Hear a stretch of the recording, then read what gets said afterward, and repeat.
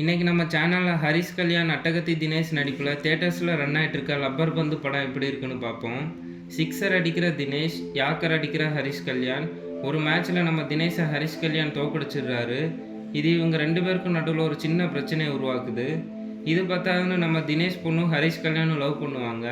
இது இவங்க ரெண்டு பேருக்கும் நடுவில் பெரிய பிரச்சனையை உருவாக்குது. இதுக்கப்புறம் இந்த பிரச்சனை சரியாச்சா இல்லையா, தினேஷும் ஹரிஷும் ஒன்று சேர்ந்தாங்களா இல்லையா, இது எல்லாத்துக்குமான பதில் தான் இந்த லப்பர் பந்து. படம் வேறு லெவலில் இருந்துச்சு. நான் நினச்சி பார்த்ததை விட படம் ரொம்ப நல்லாவே இருந்துச்சு. எந்த ஒரு இடத்துலையும் படத்தை குறை சொல்ல முடியாது. அது எதுவாக வேணாலும் இருக்கட்டும்.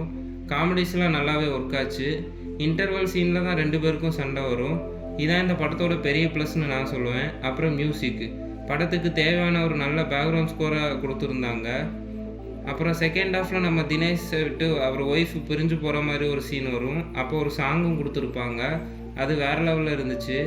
தினேஷும் ஹரிஷ் கல்யாணும் பெர்ஃபார்மன்ஸில் பின்னிட்டாங்க.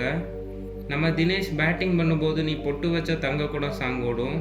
அந்த சீன்ஸ்லாம் வேறு லெவலில் இருந்துச்சு. இதனாலே நம்ம தினேஷை ஊரில் எல்லாரும் கெத்துன்னு தான் கூப்பிடுவாங்க. நம்ம ஹரிஷ் கல்யாண் பவுலிங் பண்ணும்போது போக்கிரி பொங்கல் சாங் ஓடும்.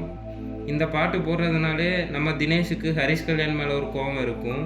இந்த படத்தோட ஸ்க்ரீன் ப்ளே ரொம்பவும் நீட்டாக இருந்துச்சு. இப்படி படத்தை பற்றி சொல்லிகிட்டே போகலாம். எந்த ஒரு இடத்துலையும் போரும் அடிக்கலை, லேகும் அடிக்கலை. அந்த அளவு படம் நல்லா இருந்துச்சு. நான் இந்த படத்துக்கு 4.25 ரேட்டிங் கொடுக்குறேன்.